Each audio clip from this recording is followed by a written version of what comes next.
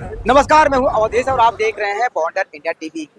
महायुति को 145 का चुनाव डिक्लेयर करने में काफ़ी देरी हो रही थी, क्योंकि यहाँ पे सीट किसे दिया जाए, नरेंद्र मेहता या यहाँ की विधायिका गीता जैन को। विधायक गीता जैन को पहले ही एकनाथ शिंदे ने और देवेंद्र फडणवीस ने इनको वादा किया था ये टिकट आपको ही दिया जाएगा, लेकिन ऐन वक्त पर ये टिकट मीरा भाईंदर भाजपा के नेता नरेंद्र मेहता को टिकट दिया गया, जिसके बाद विधायक गीता जैन ने महायुति पर लगाया झूठे वादों का आरोप। मैं इसलिए ऐसा कह रहा हूं क्योंकि उन्होंने पहले ही कह चुकी हैं कि उन्हें वादा किया गया था कि उन्हें टिकट मिलेगा, लेकिन उन्हें टिकट नहीं मिला। इसी के बारे में जानकारी देने के लिए उन्होंने एक प्रेस कॉन्फ्रेंस रखी है। आइए देखते हैं उन्होंने क्या जानकारी दी। सभी को पता होगा, आप सभी को पता होगा कि आज सुबह ही यहाँ की टिकट नरेंद्र मेहता जी को गई है।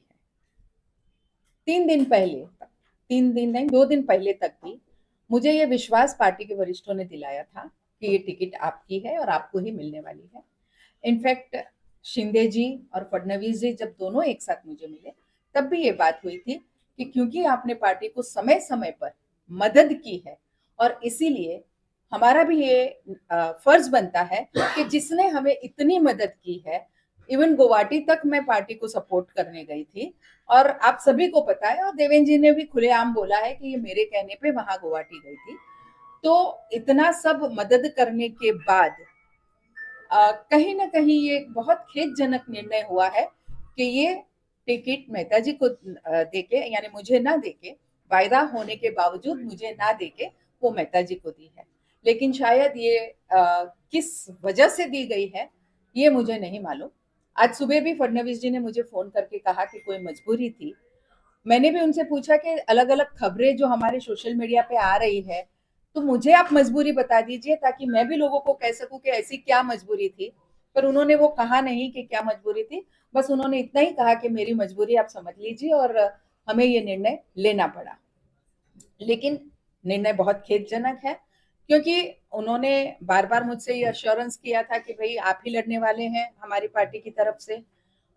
अब नियति वापस मुझे वहीं 5 साल पहले लाके जिस मोड़ पे खड़ा किया था, मैं चाहती हूँ कि ये नियति ही है कि फिर चाहती है कि एक बार और मीरा भाईंदर कोई नया इतिहास रखे। और वो बिल्कुल, मुझे हमारी जनता पे विश्वास है। आप देख रहे थे कल मेरी रैली निकली थी और कितनी बड़ी तादाद में सब लोग मुझे समर्थन अपना बताने आए थे। बड़ा हौसला मुझे मेरा कल भी बढ़ा।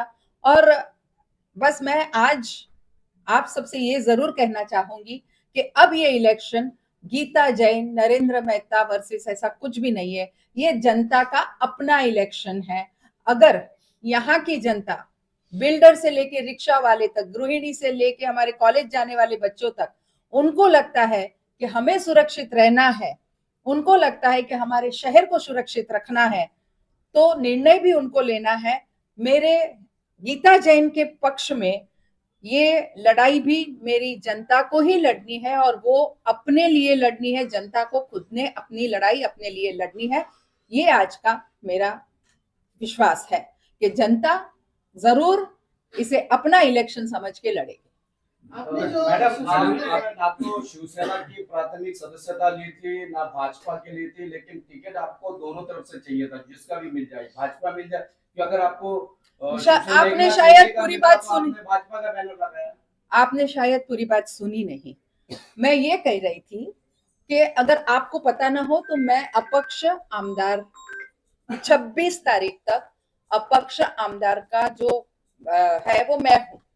तो न मैं किसी की सदस्यता उसके पहले ले सकती हूँ, न कोई कुछ कर सकती हूँ। हाँ, टिकट उन्होंने बुला के मुझे वायदा किया था कि आपकी मदद के हिसाब से बिल्कुल टिकट आपको मिलनी चाहिए। मैडम, क्या ऐसा हो गया कि आपने महायुति को समर्थन दिया, मजबूती तरीके से दिया, उन्होंने पूरे अभी लास्ट मोमेंट पे उन्होंने टिकट किसी और को दे दिया, आपको विश्वास में रखा था अपना। ये क्या हो सकता है कि दूसरे को टिकट चला गया?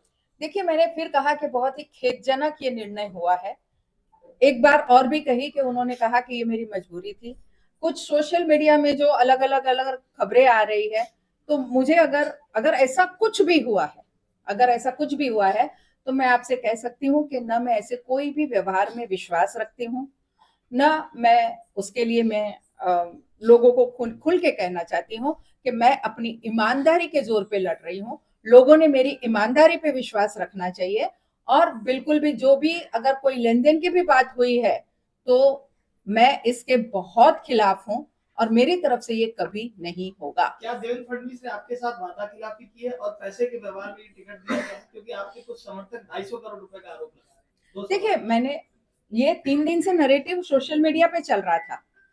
मुझे नहीं मालूम, ऐसी बातें अगर होती भी है तो बंद कमरों में होती है, किसी के सामने नहीं होती। कोई दावे के साथ नहीं कह सकता कि ऐसा ही हुआ है, लेकिन ये हमारे कार्यकर्ताओं की भावना थी, हमारे नहीं, बाकी के बिना दूसरे कार्यकर्ताओं की भी आप सोशल मीडिया देखें तो यही भावना उनकी रही है। लेकिन मैं फिर भी कहूंगी कि जो भी निर्णय हुआ वो बहुत खेदजनक निर्णय हुआ है। क्या आपके साथ वादाखिलाफी किया देवेंद्र फडणवीस ने? तीसरी बार ऐसा हो चुका है, आप उनके आप- कहने पे बोल सकते हैं ऐसा ही हुआ।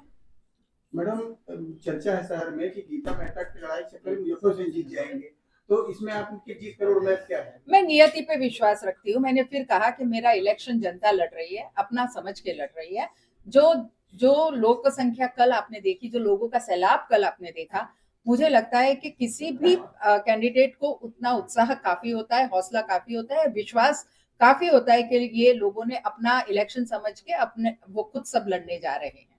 बहुत सारे भाजपा कार्यकर्ता अपना जिला अध्यक्ष को अपना इस्तीफा सौंप रहे हैं, आप किस तरह से उसको देख रहे हैं? जी हाँ, उनको ये निर्णय ठीक नहीं लगा और सभी ने एक ही रीजन दिया है कि हमें ये निर्णय ठीक नहीं लगा, इसलिए इसके विरोध में हम राजीनामा दे रहे हैं।